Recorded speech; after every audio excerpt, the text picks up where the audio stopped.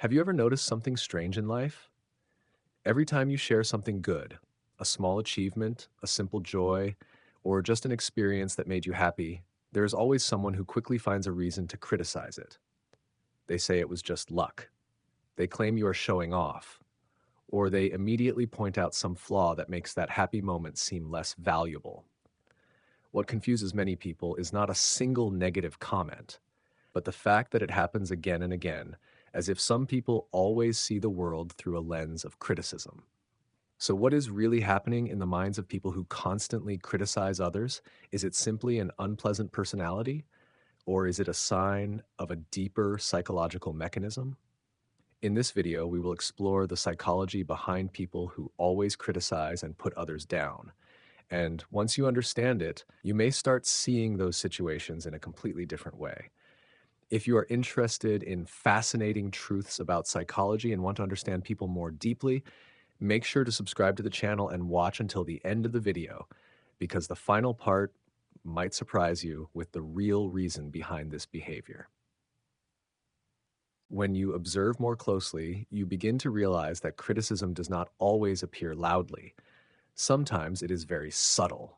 A seemingly harmless sentence, a half smile, or a short comment that is enough to diminish the value of what you just shared. Those moments often leave the listener feeling unable to explain exactly why. There is no direct attack, but the atmosphere of the conversation suddenly becomes heavy. The initial joy seems to be partially drained away. In psychology, reactions like these are sometimes viewed as a form of emotional defense mechanism. When a person faces something that makes them feel less secure about themselves, the mind often tries to reduce that uncomfortable feeling. And one of the simplest ways to do that is to change the way they see someone else. Instead of acknowledging another person's success or happiness, they may unconsciously try to make it appear smaller. In doing so, the distance between themselves and the other person seems to shrink. This is related to a familiar phenomenon in psychology called social comparison. Humans rarely evaluate themselves in complete isolation. We often look at the lives of people around us to determine where we stand. When that comparison happens in a stable mindset, it can become a source of inspiration. Seeing others succeed can make us think that we can try harder as well. But when inner confidence is not yet solid, that same comparison takes on a very different meaning. Instead of inspiring us, it creates a sense of threat. Suddenly, another person's success is no longer simply their story. It becomes a mirror reflecting the things the observer feels they are lacking. And this reflection can sometimes be uncomfortable. It forces people to face questions they may not want to answer. Did I miss certain opportunities? Am I moving slower than others? Am I truly living up to my potential? These questions can feel very heavy. So instead of facing them directly, the mind sometimes chooses an easier path. It changes the interpretation of the story. If another person's success is seen as luck, then it is no longer evidence of effort.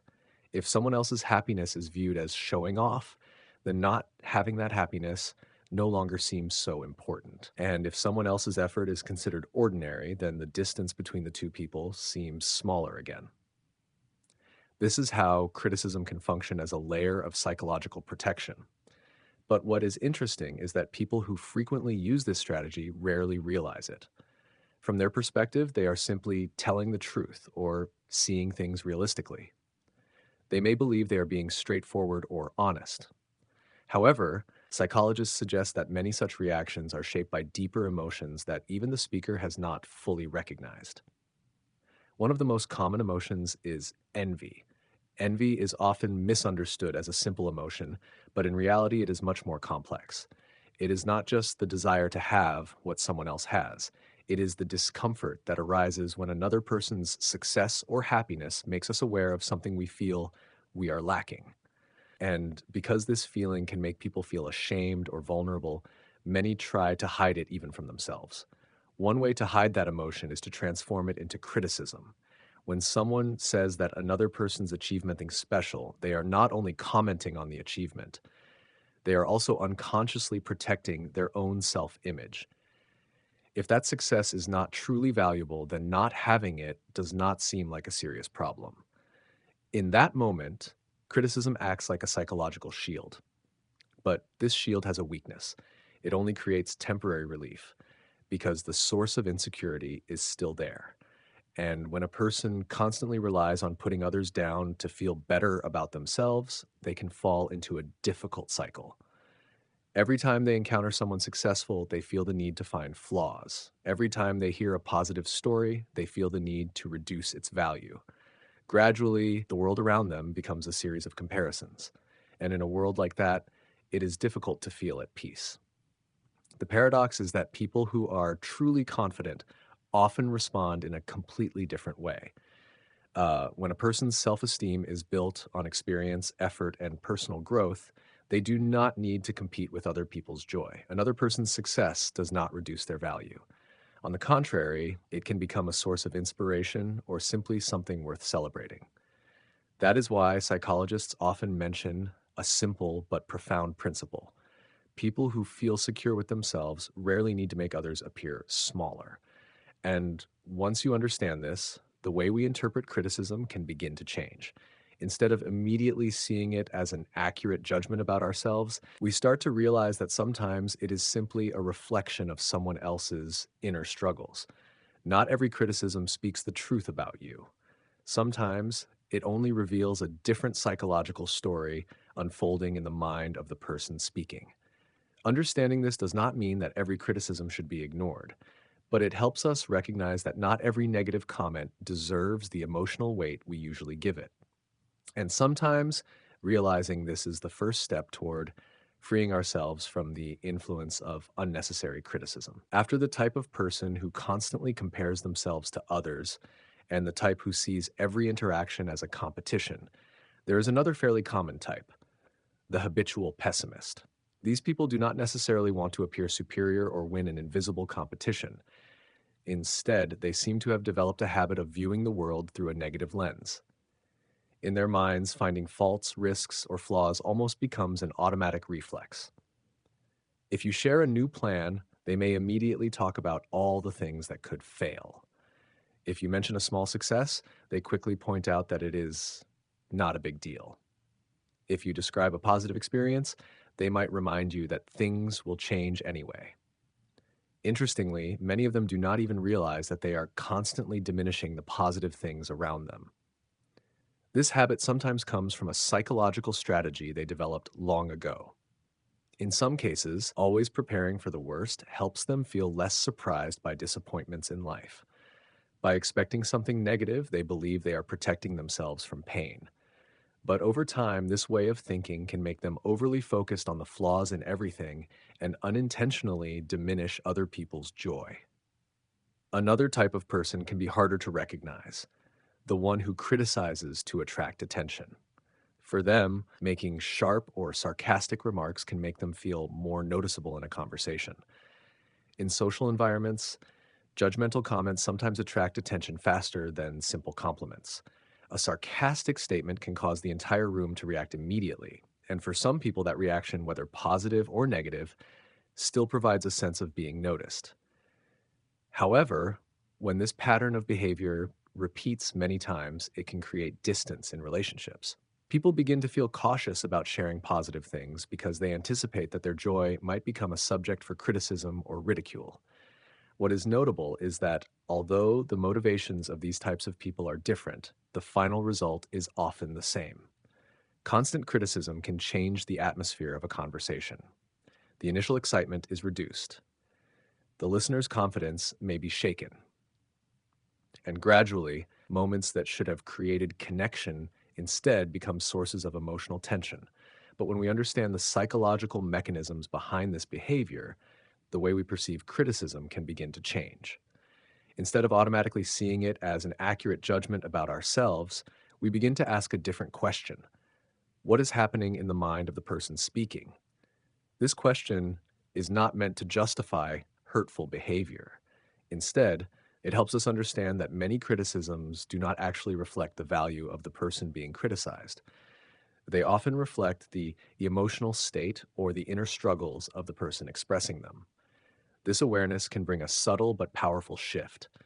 When you understand that a negative remark may come from comparison, insecurity, envy, habitual pessimism, or the need for attention, it begins to lose part of its power. You no longer have to carry the full weight of those words on your shoulders.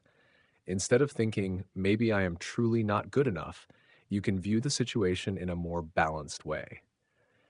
Perhaps that comment is not an absolute truth. Perhaps it is simply another person's emotional reaction at a particular moment. This also opens another perspective on how personal confidence is built. When a person's self-worth depends too heavily on the judgments of others, every negative remark can feel like a powerful wave. But when confidence is built from within, from experience, effort, and self-understanding, those waves begin to shrink. They still exist, but they are no longer strong enough to shake your entire emotional foundation. One of the signs of psychological maturity is the ability to distinguish between constructive feedback and criticism that comes from another person's personal emotions. Constructive feedback is usually specific, respectful, and oriented toward improvement. It helps you see areas where you can grow further. In contrast, criticism that comes from insecurity is often dismissive or sarcastic and rarely offers any real solutions. When you begin to recognize this difference, you can choose your response more consciously. Some comments may be worth reflecting on and learning from, but many others may simply be passing sounds in life, things that do not need to be carried for too long. And perhaps this is one of the most important lessons when dealing with people who constantly criticize others. Sometimes strength does not lie in arguing against every criticism, but in clearly understanding what truly deserves your attention and energy. When you reach that point, criticism no longer defines you. It simply becomes a small part of the complex picture of human psychology, a picture that the more clearly you understand it, the less power it has over you. When we observe daily interactions more deeply, we can notice something quite interesting. Not every criticism comes from clear malicious intent. Sometimes it is simply the result of a mental habit that has formed over a long time. Some people have become so accustomed to focusing on what is imperfect that they almost no longer notice the positive things around them. Their minds operate like a special filter, automatically detecting mistakes, shortcomings, or details that fall short of expectations. This can begin with very ordinary experiences in life, a harsh upbringing environment where mistakes are always noticed more than effort, a workplace that constantly emphasizes finding faults rather than recognizing achievements, or simply a thinking habit that has been repeated too many times. When a pattern of thinking is reinforced for a long period of time, it can become a natural reflex. And when that reflex appears in relationships, the first comment is often criticism rather than acknowledgement. However, what is noteworthy is that such criticism does not only affect the listener. Over time, it also affects the speaker themselves. When a person constantly views the world through a lens of flaws, they may gradually lose the ability to fully experience the positive things around them. Other people's joy becomes harder to empathize with. Other people's success becomes harder to celebrate, and conversations begin to carry the tone of judgment rather than connection. Beyond thinking habits, social factors also play a significant role in how some people use criticism. In many social groups, especially highly competitive environments, words can sometimes become tools for establishing status. A sarcastic remark, a subtle mockery, or a seemingly harmless tease may be used to create a difference in power within the group. Such interactions often happen very subtly. No one directly declares that they are trying to assert their position, but through the way they speak, the way they evaluate others, or the way they react to other people's success, an invisible hierarchy can begin to form. In that system, making others appear less impressive sometimes becomes a way to make oneself appear more impressive. But when we understand these psychological dynamics, the way we respond to criticism can change significantly. The most natural human reaction when being put down is often defensiveness. We want to prove that the other person is wrong. We want to explain, argue, or defend our value. However, this reaction sometimes unintentionally pulls us into the exact spiral that the critic is creating. When a conversation turns into an argument, the focus is no longer personal growth. It becomes a battle of egos. Each side tries to prove they are right, and emotions continue to escalate. The final result rarely leads to deeper understanding. Instead, it usually leaves behind feelings of exhaustion or distance in the relationship. Therefore, one of the most effective responses can sometimes be the simplest one. Pause for a moment before responding. That brief pause can create a necessary space between someone else's words and our emotional reaction. When that space exists, we have the opportunity to view the situation more calmly. A small question in our minds can change a lot. Is this remark truly intended to help me grow, or does it simply reflect the emotional state of the person speaking? If it is constructive feedback, it is usually accompanied by respect and a desire for improvement. But if it is merely criticism arising from insecurity or a habit of judgment, reacting too strongly may not bring any real value. Another equally important choice is refusing to repeat the same pattern of behavior. When treated with sarcasm or disrespect, responding in the same way may provide temporary satisfaction, but it also pulls the conversation deeper into a negative loop. Two people begin competing to see who can diminish the other more. And in that process, both lose the opportunity to build genuine respect. In contrast, when one person remains calm and refuses to participate in that game, the dynamics of the conversation can change.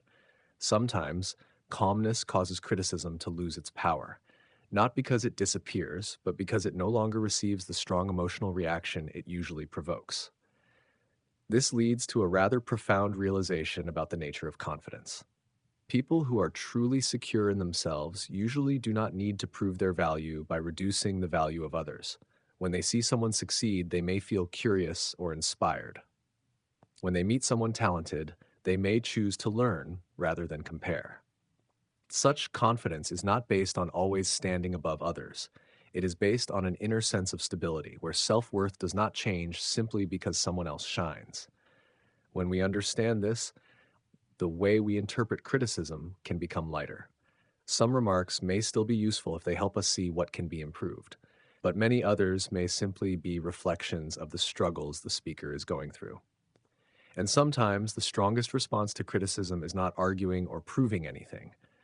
Sometimes it is simply continuing your own path with calmness, allowing your growth to speak for itself.